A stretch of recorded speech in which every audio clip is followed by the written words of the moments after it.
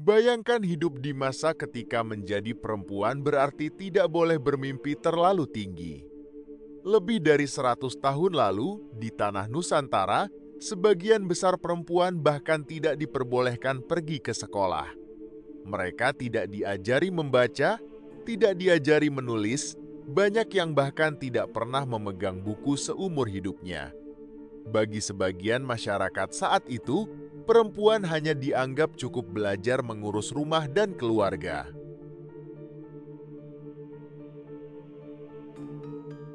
Namun sejarah selalu berubah ketika satu orang berani menantang batas zamannya. Sementara anak laki-laki dari keluarga tertentu bisa belajar membaca dan menulis, perempuan hanya bisa menonton dari kejauhan. Buku adalah barang langka bagi mereka. Ilmu pengetahuan terasa seperti pintu yang tertutup rapat. Namun di kota Bandung, seorang anak perempuan mulai bertanya dalam diam, mengapa perempuan tidak boleh belajar? Anak perempuan itu bernama Raden Dewi Sartika.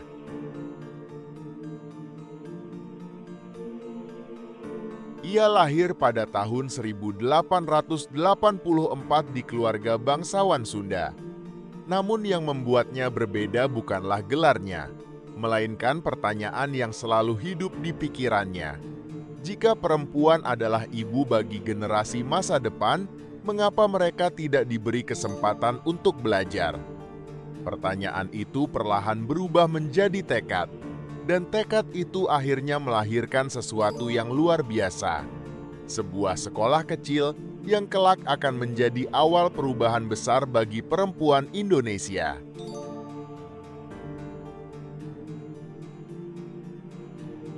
Namun jalan menuju perubahan itu tidak mudah. Ia harus melawan tradisi, melawan keraguan masyarakat, bahkan melawan sistem kolonial yang membatasi pendidikan. Dari sebuah halaman rumah sederhana, lahirlah gerakan pendidikan perempuan pertama di tanah Sunda.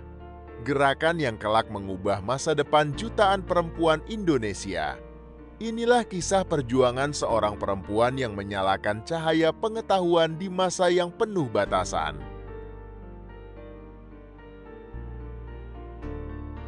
Kisah tentang keberanian, tentang pendidikan, dan tentang harapan. Inilah kisah Raden Dewi Sartika, pelopor pendidikan perempuan Nusantara. Akhir abad ke-19, di tanah hijau yang subur di wilayah Pasundan, kehidupan masyarakat Sunda berjalan tenang di bawah bayang-bayang pemerintahan kolonial Hindia Belanda. Di kota Bandung, rumah-rumah panggung dari kayu berdiri di antara sawah dan pegunungan. Disinilah, pada tanggal 4 Desember tahun 1884, lahir seorang anak perempuan yang kelak akan mengubah sejarah pendidikan perempuan di Indonesia. Namanya adalah Raden Dewi Sartika. Ia lahir bukan dari keluarga biasa,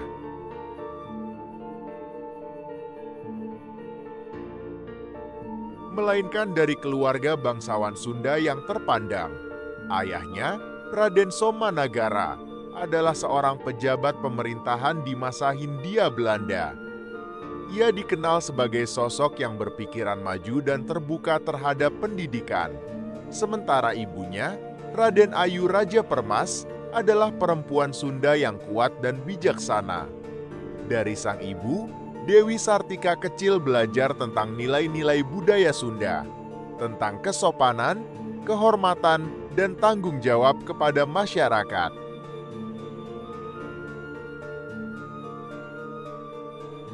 Di dalam keluarga inilah, benih pertama pemikiran Dewi Sartika mulai tumbuh. Sejak kecil, Raden Dewi Sartika dikenal sebagai anak yang sangat ingin tahu. Ia tertarik pada buku, tertarik pada tulisan, dan selalu ingin memahami dunia di sekitarnya. Di masa ketika sebagian besar anak perempuan tidak belajar membaca, Dewi Sartika justru sering memperhatikan orang-orang yang sedang menulis atau membaca. Huruf-huruf itu baginya terasa seperti rahasia yang ingin ia pecahkan.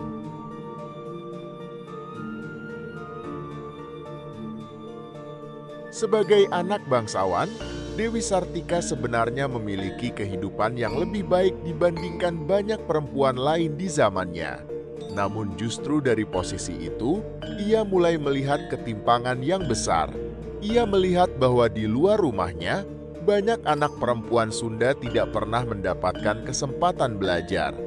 Bagi Dewi Sartika kecil, hal itu terasa aneh. Mengapa ilmu hanya diberikan kepada sebagian orang saja? Mengapa perempuan harus hidup tanpa pendidikan?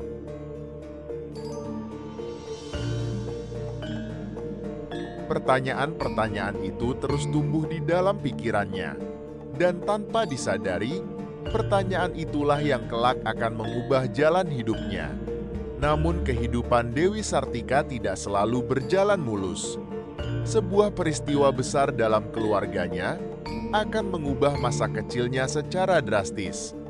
Peristiwa itu bukan hanya mengubah hidupnya, tetapi juga membuka matanya tentang ketidakadilan dalam masyarakat kolonial. Dan dari pengalaman itulah,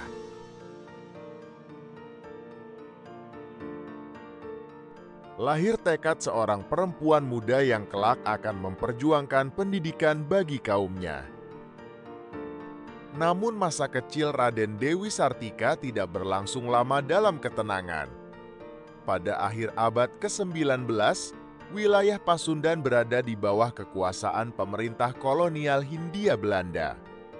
Banyak pejabat lokal hidup di bawah tekanan politik yang rumit. Ayah Dewi Sartika, Raden Somanagara yang dikenal berpikiran maju, akhirnya terseret dalam konflik dengan pemerintah kolonial. Situasi politik saat itu sangat keras, dan keputusan penguasa kolonial bisa mengubah nasib sebuah keluarga dalam sekejap.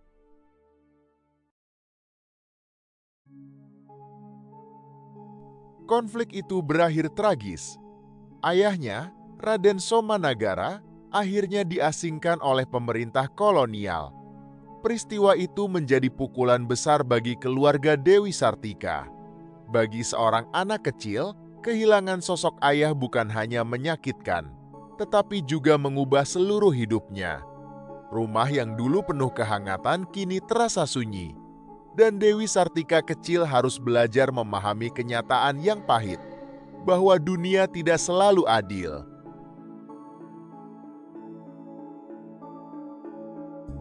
Perpisahan itu meninggalkan luka mendalam di hati Dewi Sartika kecil.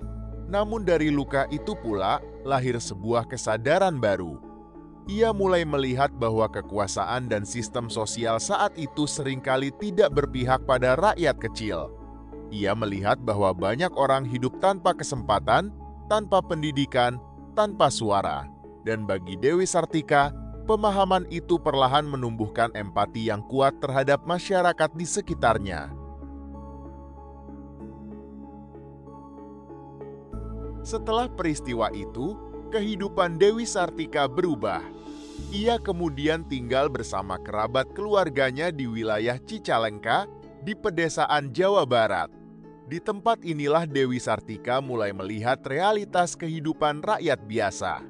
Tidak ada kemewahan bangsawan, tidak ada fasilitas pendidikan. Yang ada hanyalah kehidupan sederhana masyarakat desa. Namun justru di tempat inilah mata Dewi Sartika benar-benar terbuka.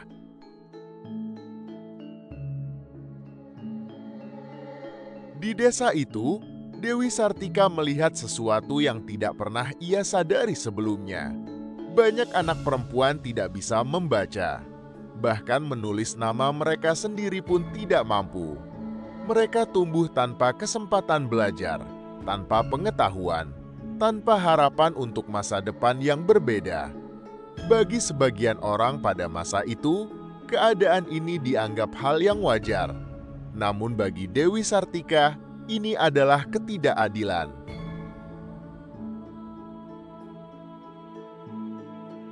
Di tengah kehidupan sederhana desa itulah, sebuah gagasan mulai tumbuh di dalam hati Dewi Sartika. Sebuah gagasan yang kelak akan mengubah sejarah. Ia mulai percaya bahwa pendidikan adalah kunci perubahan. Bahwa jika perempuan diberi kesempatan belajar, mereka bisa mengubah hidup mereka sendiri. dan bahkan mengubah masa depan bangsa. Namun saat itu, Dewi Sartika hanyalah seorang gadis muda. Belum ada sekolah, belum ada gerakan.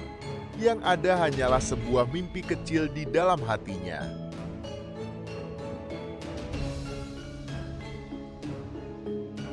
Mimpi tentang dunia di mana perempuan tidak lagi hidup dalam kegelapan pengetahuan. Dan tanpa disadari, mimpi kecil itu akan segera berubah menjadi tindakan nyata. Di sebuah halaman rumah sederhana, Dewi Sartika akan memulai sesuatu yang belum pernah dilakukan sebelumnya di tanah Sunda. Sebuah sekolah untuk perempuan. Sebuah langkah kecil yang kelak akan mengguncang cara pandang masyarakat tentang pendidikan. Hari-hari berlalu di desa Cicalengka. Namun satu hal tidak pernah hilang dari pikiran Raden Dewi Sartika. Ia terus memikirkan satu pertanyaan yang sederhana, namun sangat berani untuk zamannya.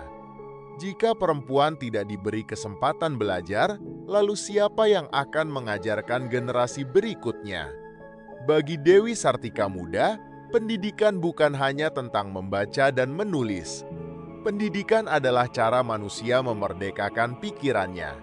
Dan dari keyakinan itu, sebuah langkah kecil akhirnya dimulai.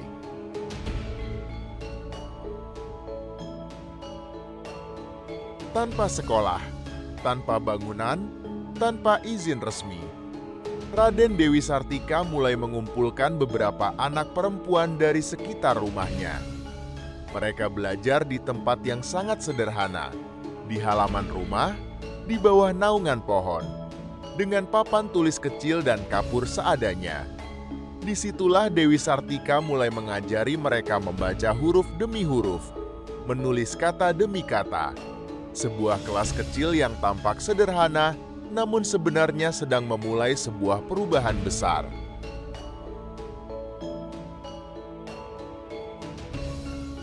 Namun pelajaran yang diberikan Dewi Sartika tidak hanya membaca dan menulis.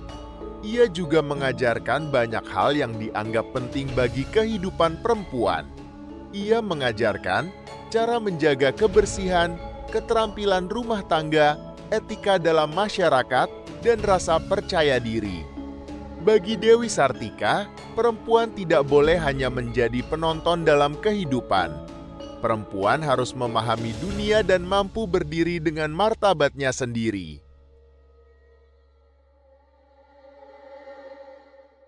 Namun langkah berani ini tidak selalu diterima dengan mudah. Sebagian masyarakat mulai bertanya-tanya, mengapa anak perempuan harus belajar? Bukankah tugas mereka hanya mengurus rumah? Bagi sebagian orang pada masa itu, gagasan pendidikan perempuan terasa terlalu asing. Namun Dewi Sartika tidak mundur. Ia percaya bahwa perubahan besar selalu dimulai dari langkah kecil yang berani. Hari demi hari, semakin banyak anak perempuan datang untuk belajar. Mereka datang dengan rasa ingin tahu yang besar. Sebagian membawa papan tulis kecil, sebagian hanya membawa selembar kertas. Namun di mata mereka terlihat sesuatu yang jarang terlihat pada masa itu. Harapan. Harapan bahwa masa depan mereka bisa berbeda dari generasi sebelumnya. Dan tanpa disadari, kelas kecil di halaman rumah itu mulai berubah menjadi gerakan pendidikan perempuan pertama di tanah Sunda.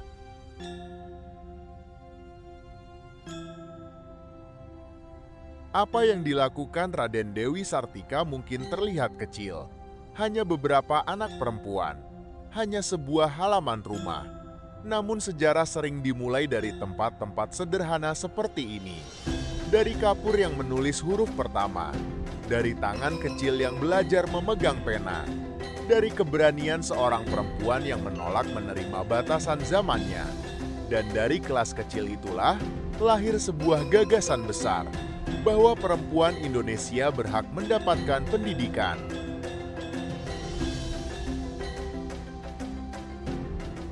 Namun Dewi Sartika memahami satu hal penting. Jika perubahan ini ingin bertahan lama, Ia tidak bisa hanya mengandalkan kelas kecil di halaman rumah.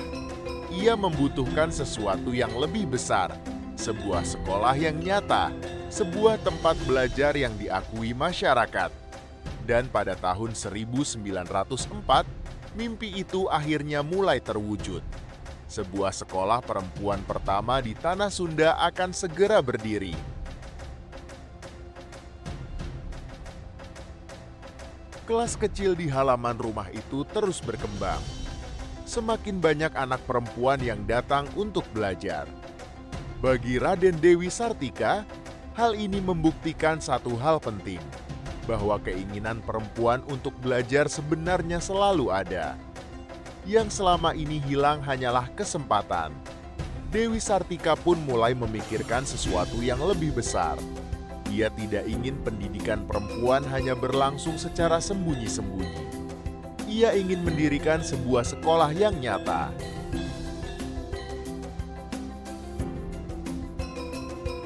Sekolah yang terbuka bagi perempuan, sekolah yang kelak dapat mengubah masa depan mereka.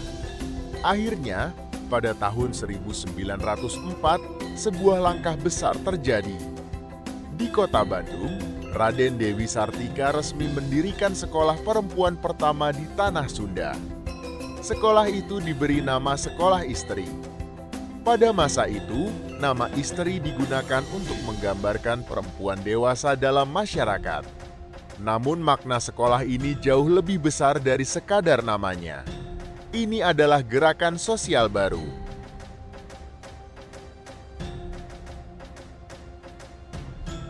Gerakan yang percaya bahwa perempuan berhak mendapatkan ilmu pengetahuan.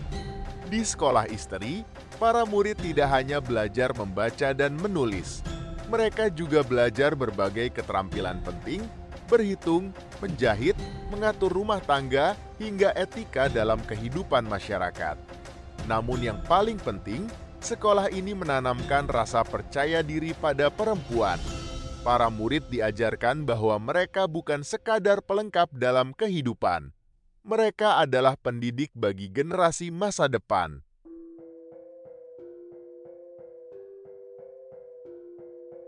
Namun perjalanan sekolah ini tidak selalu mudah.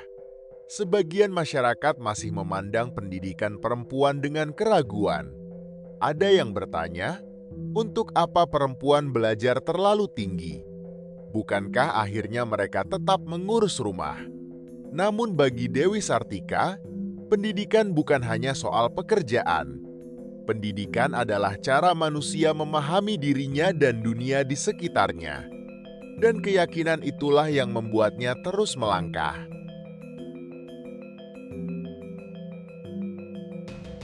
Hari demi hari, sekolah istri mulai menunjukkan hasilnya. Para murid menjadi lebih percaya diri. Mereka mampu membaca, mampu menulis, dan mampu berpikir secara mandiri. Perubahan kecil ini perlahan menarik perhatian masyarakat luas. Apa yang dimulai sebagai sebuah sekolah kecil, perlahan berubah menjadi awal revolusi pendidikan perempuan di Nusantara. Namun kisah sekolah istri tidak berhenti di kota Bandung. Dalam beberapa tahun saja,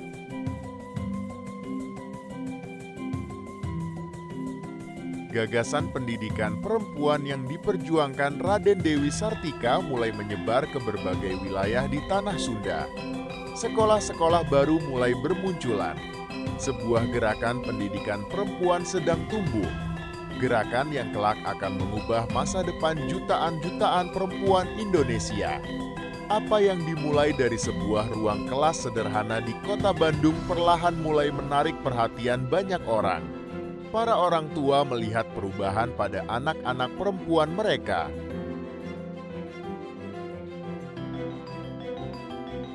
Mereka kini mampu membaca, mampu menulis, dan lebih percaya diri menghadapi kehidupan. Keberhasilan sekolah istri membuktikan satu hal penting, bahwa perempuan memiliki kemampuan yang sama untuk belajar dan berkembang. Dan kabar tentang sekolah ini pun mulai menyebar ke berbagai wilayah di Tanah Pasundan. Dalam waktu beberapa tahun saja, Gagasan yang diperjuangkan Raden Dewi Sartika mulai berkembang menjadi sebuah gerakan sosial.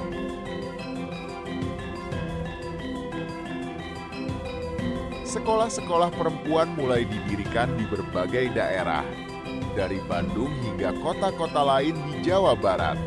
Nama sekolah tersebut kemudian dikenal sebagai Sekolah Keutamaan Isteri. Sekolah-sekolah ini memiliki tujuan yang sama, memberikan kesempatan kepada perempuan untuk memperoleh pendidikan. Di sekolah-sekolah ini, perempuan tidak hanya belajar membaca dan menulis, mereka juga belajar memahami dunia, belajar berpikir, belajar menyampaikan pendapat.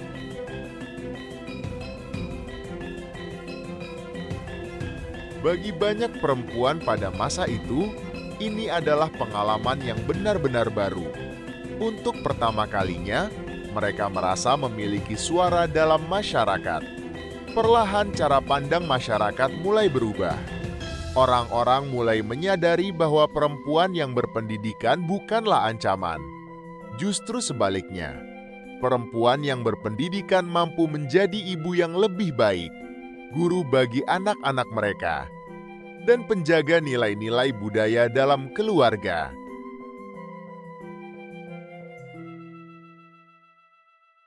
Apa yang dulu dianggap aneh, kini mulai diterima sebagai sebuah kemajuan.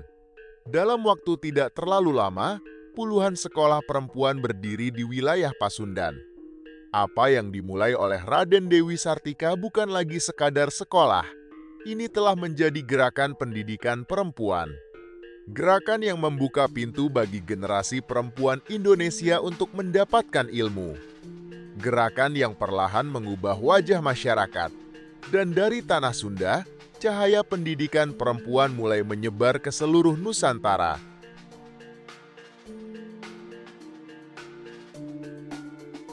Namun warisan terbesar Raden Dewi Sartika bukan hanya sekolah-sekolah yang ia dirikan. Warisan terbesarnya adalah perubahan cara berpikir sebuah bangsa, bahwa perempuan berhak mendapatkan pendidikan, bahwa ilmu pengetahuan tidak mengenal batas gender, dan bahwa masa depan sebuah bangsa seringkali dimulai dari seorang ibu yang berpendidikan. Waktu terus berjalan. Tahun demi tahun berlalu sejak Raden Dewi Sartika membuka sekolah kecilnya di kota Bandung. Namun benih yang ia tanam tidak pernah berhenti tumbuh. Sekolah-sekolah perempuan terus berkembang di wilayah Pasundan. Generasi demi generasi perempuan mulai mendapatkan kesempatan yang dulu hampir mustahil. Kesempatan untuk belajar, kesempatan untuk memahami dunia, dan kesempatan untuk menentukan masa depan mereka sendiri.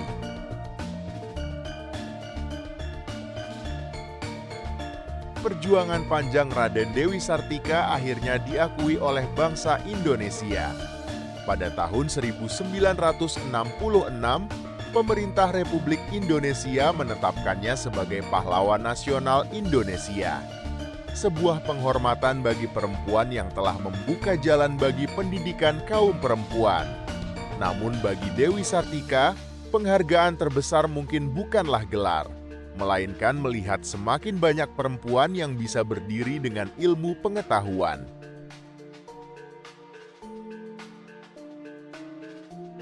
Hari ini, jutaan perempuan Indonesia dapat bersekolah.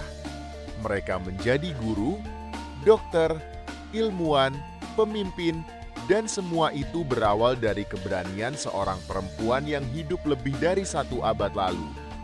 Seorang perempuan yang percaya bahwa ilmu pengetahuan adalah cahaya yang tidak boleh dibatasi oleh siapapun. Sejarah seringkali ditulis oleh para raja dan para pemimpin besar. Namun kadang, perubahan terbesar justru dimulai dari seorang guru.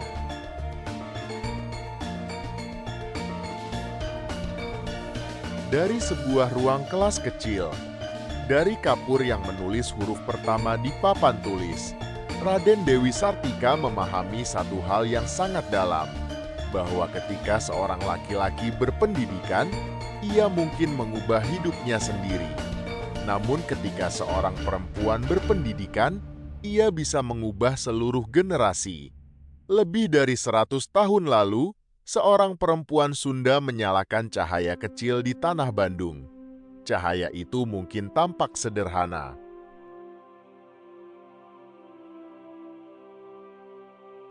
Namun hari ini, cahayanya telah menerangi jutaan kehidupan. Dan selama masih ada perempuan yang belajar, selama masih ada guru yang mengajar dengan hati, selama masih ada anak-anak yang berani bermimpi, maka semangat Raden Dewi Sartika akan selalu hidup di dalam sejarah Indonesia. Jika kisah ini menginspirasi Anda, jangan lupa subscribe channel Sugeng Midangetaken, karena sejarah Nusantara menyimpan banyak cerita luar biasa.